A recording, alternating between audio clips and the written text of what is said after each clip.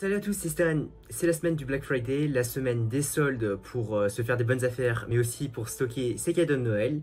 Et aujourd'hui dans cette vidéo, j'ai fait une petite compilation des meilleurs deals du Black Friday pour les skateboards électriques, de leurs accessoires et de quelques accessoires pour le DIY. Avant de commencer, je voulais vous présenter une association qu'un ami a créée et dont j'en fais partie. Donc l'association s'appelle J'irai rider chez vous. Alors c'est une association d'événementiel et l'une de nos activités principales est de créer des rassemblements dans différentes régions de France pour les passionnés de skate électrique. Alors si vous n'avez pas de skate électrique, vous pouvez aussi venir avec un autre engin. Et le but de chaque événement est d'aller découvrir les différentes parties de France en mobilité électrique.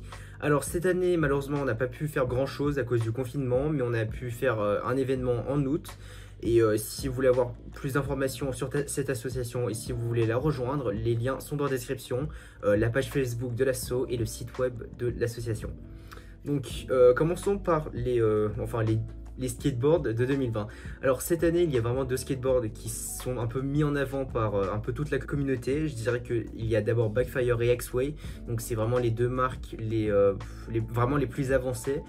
Donc pour le premier deal du Black Friday, je recommande vraiment la Backfire Zealot. En ce moment, elle est à moins 50$ sur leur site. Et donc d'ailleurs, j'ai commencé avec cette marque et je trouve qu'elle est vraiment bien. Donc pour une compagnie chinoise, le SAV est plutôt bon. Et donc ouais, ces deux planches là sont derrière moi. Là j'ai la Zélote que j'ai fait une vidéo dessus il y a quelques temps. Donc allez la checker si vous voulez avoir mes ressentis sur cette planche. Mais c'est une planche vraiment solide que j'adore énormément. Et sinon, là j'ai ma première planche, la Backfire G2T, qui me sert toujours. Maintenant j'utilise que pour des trajets courts car elle est un peu plus petite et un peu plus légère. Sinon j'utilise l'autre planche ou ma mountain board, la Trampa. Mais c'est une compagnie vraiment solide.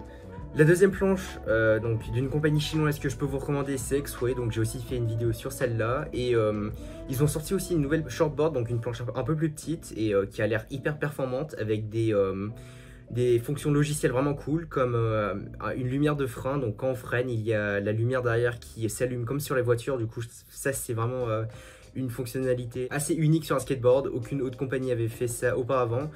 Et donc X-Way, je pense que ouais, c'est une marque vraiment basée sur la technologie, surtout sur le niveau logiciel. Ils arrivent très bien à intégrer le logiciel avec la planche, donc ça c'est magnifique.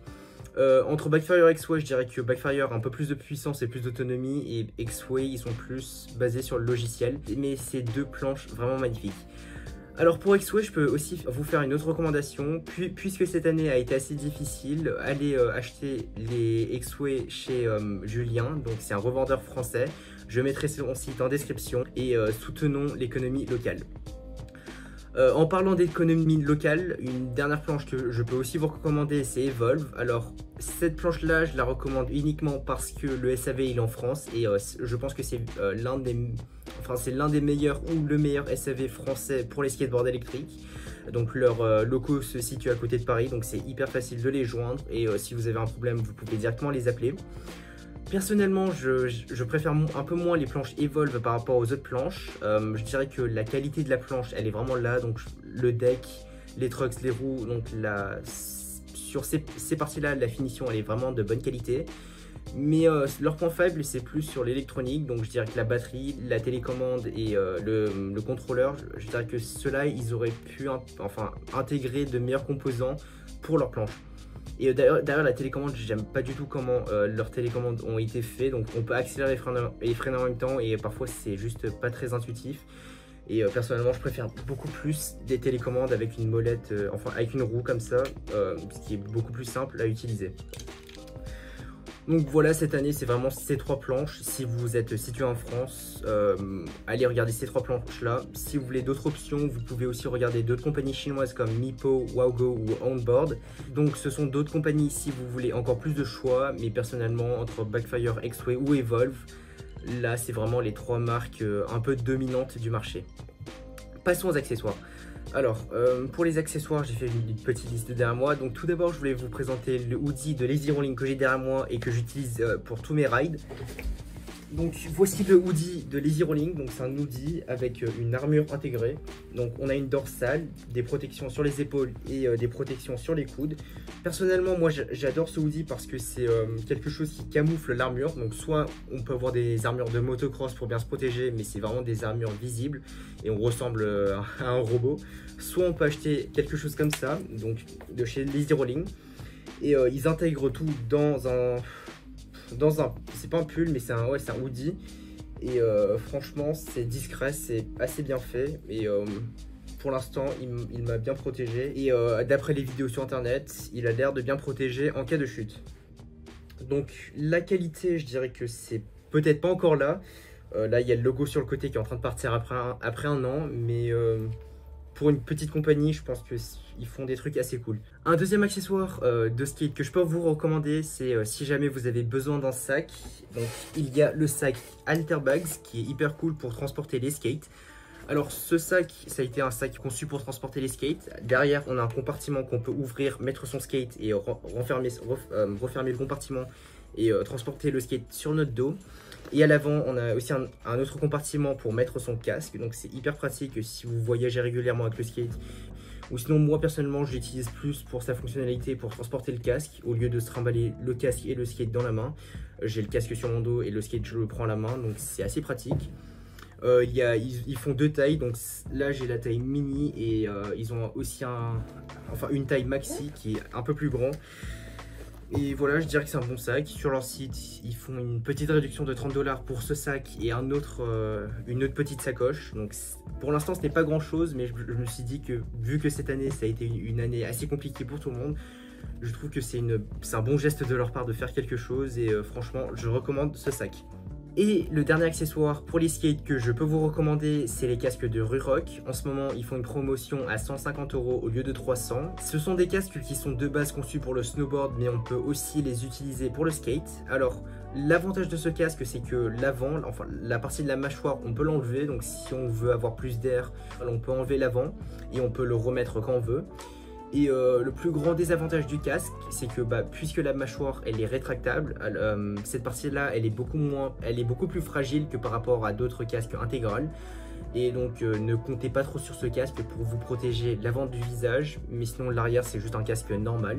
Personnellement j'ai beaucoup d'amis qui ont ce casque et qui l'aiment pour cette fonctionnalité de la mâchoire qui s'enlève. Et je trouve que c'est un bon casque malgré le devant un peu plus fragile. Maintenant passons aux accessoires un peu plus DIY. Donc ce sont des accessoires que vous pouvez directement mettre sur votre skate. Donc tout d'abord je peux vous conseiller le Dope Grip. Donc c'est un grip tape qui est renforcé avec de la mousse et qui est beaucoup plus agressif. Donc en mode on se sent beaucoup plus accroché à la planche avec ce grip. Et après l'avoir essayé, je trouve que la partie en mousse permet d'adoucir le ride en absorbant un peu plus les vibrations. Donc c'est vraiment un accessoire à avoir si vous avez des roues en urethane et que vous voulez un ride un peu plus doux. Un deuxième accessoire que je peux vous recommander, ce sont les Shred Lights qui sont à moins 20% sur leur site. Alors ce sont des lumières qu'on attache sur nos skates pour se faire voir la nuit. Donc c'est vraiment un accessoire un peu plus de sécurité. Certes ils sont un peu chers, mais en soi il n'y a pas trop d'autres alternatives pour avoir des lumières qui se montent assez facilement sur les skateboards.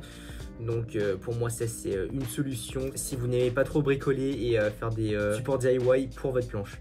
Maintenant rentrons dans des sujets un peu plus DIY. Donc j'ai récemment vu que Torqueboard a lancé leur nouveau Vesque 6 et en ce moment ils sont à 110 $ par Vesque sur leur site.